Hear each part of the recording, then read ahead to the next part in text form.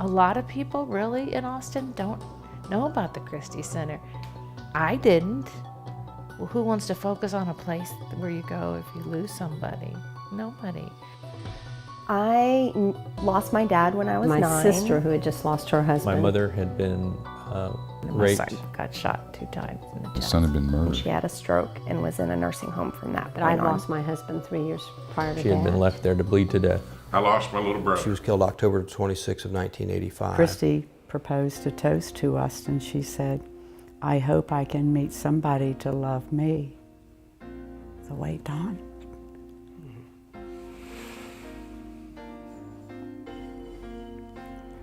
Loves my the way Don loves my mother. I literally wanted to die because I didn't know how to go on living. I just remember I was just crying so much. I could never really get dressed during the day, couldn't eat, didn't want to eat. I know something I think is going to take you to the next level and help you through this. If we can't do this for ourselves, we're going to do it for the love of Christie. So it is in helping others that we're able to do what we do. They dedicated their lives to keeping the love they had for Christie alive by helping others to deal with the loss of loved ones, regardless of the circumstance. We do what we can by helping the brokenhearted. The grief is part of the human experience, and you have to learn how to sort of simulate it. Grief is an emotion that, while it's universal, it's not to be minimized, and it affects everyone differently. And the important thing is to seek support and to be aware of what a normal grief process might look like. You can what if yourself forever when your child gets killed, and you'll kill yourself if you what if yourself. You can't heal until you're at the right place mentally. And it always helped us when we got with other people, other families, other parents, other even children. But I don't know where we would be if didn't reach out, didn't allow people to get close. Grief is a mental health issue. We feel like that people in grief are like zebras in a herd of horses, except the horses don't see our stripes. They think that we're horses, and zebras really need to get with other zebras because our issues are different. The things that the way we look at the world, things that are going on for us are different. So it's nice to talk to people that are having the same physical, emotional symptoms and know that I'm not crazy. And once you're a zebra, you don't think you can go back to being a horse again. And it's just a horrible thing to go through, just horrible. There are people out there who are compassionate, that do care. People come in here and they're embraced. They feel total love and unconditional love and acceptance. And they feel a sense of relief that people get it here. When you can touch somebody else, I mean, emotionally and physically, that's, I think, as good as it can get in terms of the human capacity to help other humans with grief. And that's really what we're about. My first day here as an intern, we did the heart circle. What we do is we take this little glass heart and we go around a circle and we say our name and who we're here for the love of. And the first night I couldn't even talk. I was crying so hard I couldn't even say my name, my son's name. And what that heart circle is about is knowing that there are that many people here to support you and that understand what you're going through. I remember passing the heart and then everybody coming up and hugging me, and I thought, this is an okay place. Everybody's hugging me. That's what keeps me here, is being able to see that you can heal after the most devastating thing you could possibly go through. So it's a really beautiful thing. If you want to see unconditional love at work, and it's right here. And Susan and Don have created this incredible organization that has sophisticated clinical services. We have about 21 meetings a month. We have meetings every Monday night for adults. We offer a mother's group. Being a mother is just what I'm made to be, and I still am a mother. And so it was really focused on motherhood and what grief is like as a mother. We offer a father's group. We offer a kids group. We offer suicide groups. We have groups for crime victims. I think the majority of individuals in there, their loved one was murdered. We wanted to see changes made. We wanted to see life in prison without parole. We wanted to see, life, meaning life, not 15 years. Kathy, the leader, is very knowledgeable of the criminal justice system. She also goes to trials with us, hearings. She attended almost every single meeting that we had. We have Kids Who Care program, children ages 5 to 12.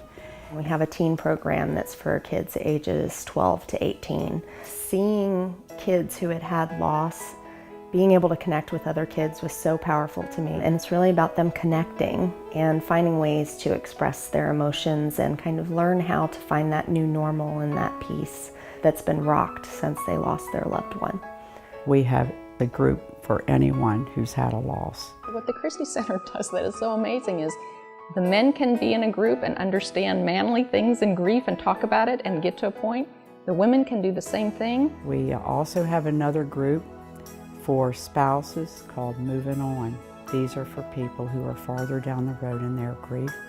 One aspect of the grief of the loss of a spouse that's unique to them is that people often suffer the loss of a sense of purpose and meaning in their life. And that's where being able to have not just a grief support group, but one that's specifically geared towards that specific loss is very helpful.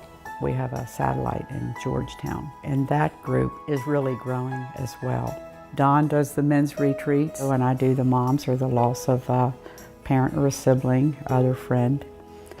We do those in Ruidoso, New Mexico, at a place that we purchased 2 weeks before Christie was killed. So we named it Almost Heaven.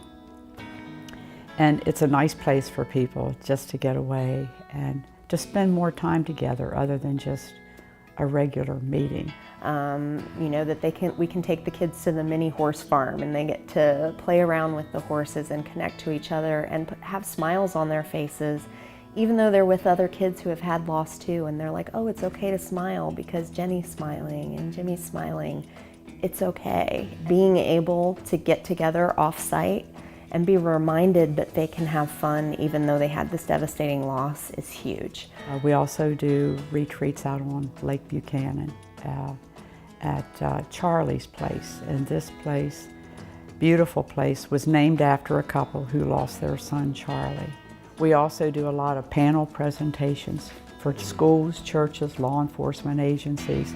So we do a lot of networking with other organizations. We do support groups in the schools or when there's a crisis call. This semester, through all of our wonderful interns, we were able to offer 8 different groups in 7 different schools. And being able to go out into the school and provide that service on site for those kids is amazing. I literally had a young Marine who came by here to see me a couple years ago.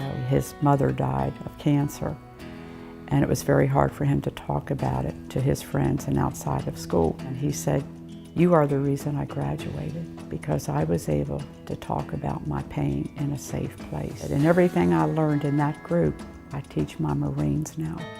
He said, and I still have to be a good boy because Mom is still watching me. We're all here to help one another. It's part of the family.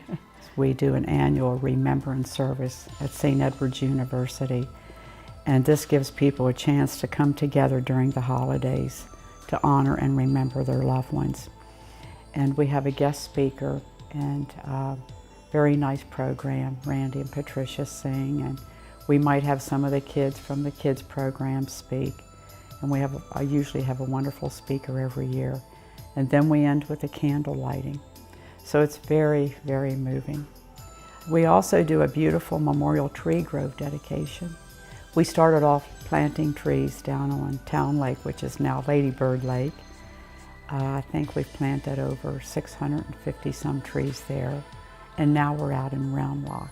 And so people can plant a tree for their loved one. And it's a living memorial. The trees will live on after we're gone. And so it's a beautiful way to honor and remember them.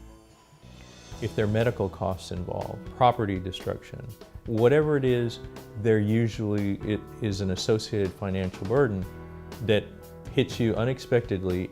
And so the first thing that comes to your mind is, what is this going to cost me? What is this going to cost me? Because we don't charge fees. We always believe that people who need our help have already paid too high of a price. It's free. You just walk in the door, you get the services. and you can come for as long as you want.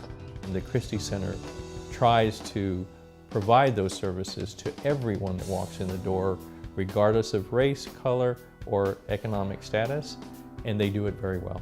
So we've kind of used what Mother Teresa with her work to help have the community help raise the funds that you need to sustain you. We've gone from donated office space in the beginning. I basically said, what do you need?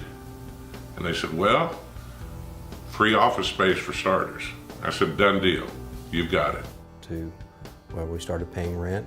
We were blessed to buy this property and to build all that you have seen here, and including also having a satellite office up in Georgetown. So the community has met us well. Donor came to us and said, I want to give you guys an expansion to your building. That was huge because it allowed us to expand to accommodate more people in need. They approached us about wanting to help, and so we were blessed not only with their gifts but with other contributed gifts that were given along with it to build this new building and to renovate all of the other property as well. And we're totally debt-free. We don't have any money, but we're totally debt-free. Well, we couldn't do what we do without our volunteers. Last year, we had 110 volunteers give 9,222 hours of support to the Christie Center, which is amazing. That's the equivalent of 5 full-time employees. I think it's a powerful testimony to the work that we do and to the heart connections that we're able to build here. People go through services at the Christie Center, and when they do adjust to that new life after loss, they look for a way to give back to others who are traveling the grief journey behind them. Look at us, it's been over 20 years. And we still are connected. We essentially have more volunteers than we do staff, and they are really at the heart of everything we do. They can stuff envelopes, they can answer phones, they can maintain the healing garden, they can paint, they can do spreadsheets, they can make phone calls. The gratifying thing is that there's always a way to connect with someone else and be supportive of someone else here at the center. And actually, a lot of our volunteers have a really good time while they're doing it. They find that they connect socially, outside of groups, and it's a chance to kind of build relationships with people outside of the structure of groups, and relationships are what we're all about here. So, the important thing about the Christie Center is that it's an organization that provides services in a way that people find very comfortable. They offer them in a way that is both sensitive yet helpful, and they do it in a way that is effective, and as Suzanne has said, here we are 25 years later and it's sustainable. So their model works. Our board has been very good to us. We have 100% participation with our board. In order to carry on and to do what we do, we want to make sure that we do have the funds to pay for our day-to-day operations, and to have a staff, a good staff, and those who have their hearts in the work, which we do have. So we, somebody said from a foundation, they came to see us, they said, I don't think people in this community have any idea of the work that's done here. And this gentleman said, people get a bang for their buck here. The only organization in town that offers free, peer-based services with the level of professional training that our peer leaders are going to have. I think we'll be able to lead groups for people on a much more sophisticated level than any of your peer-based activities in towns, and we'll still be able to provide them for free because we've got the backing, we've got the support from our members as well as other donors and government agencies who are providing us, who believe in us. And I think we're going to take it to the next level in terms of the quality of groups that we can provide for people in grief. That's why I think you should give to us. People live in fear, and we say fear stands for false events appearing real. But if they're able to talk about it and find that comfort level, then they're able to help educate their friends about what works for them. Once you get there, it's such a warm place. There's always somebody reaching out, hugging you, taking care of you. This is a good thing. I am so happy Susan and Don Cox showed up at my door. I'm just really blessed to live in this community and have this many compassionate people. to help with all the tragedies that we all have to deal with. It's that experience and walking the journey. And that's what we do here. We never give up on each other. Don never gave up on me. Well, and I think you can't control the tragedies that come to you, but you can have some say in how you respond to them. Members who've been here for a long time are benefited by being able to share that hope, and that's very critical. And now I'm trying to pay it forward, because when new people come, I say, oh, let me tell you about myself, because it helps people. You raise them up, you give them hope, you give them the courage to carry forward, to do it for the love of their loved one. I don't think I'm as proud of anything as I am of what Susan and Don have accomplished these past 25 years. And I remember for me, there's just this event that just happened, and it was like a light switch went off, and I was finally on the other side, and I heard the birds singing again. And I thought to myself, I have not heard birds singing for a year. How can this be possible? When you reach out and help somebody else, when you're at that point in your life, it makes you feel good to know that you were able to raise somebody else up, like on eagle's wings. The peer support, the connection with others who know where you've been, that make the Christie Center so special. I think one of the things that the center is really great at, it helps people really recognize the need to experience that grief and how to pass through it. At the Christie Center, the door is always open. And I can't think of a higher calling, or I can't think of an organization that has done so much for so many. Our services are open-ended. You can come anytime, and you can come for as long as you want. And we know that the grief recovery process happens on your time frame and not ours. So we're always here for you after a loss. You can come 3 months from now, you can come 5 years from now. Whenever you're ready, the Christie Center will be here for you. We're always here after a loss. Always. The Christie Center is always here for you. Christie Center is always going to be here for you. I mean that always. Always. That we will always be here for you. Always.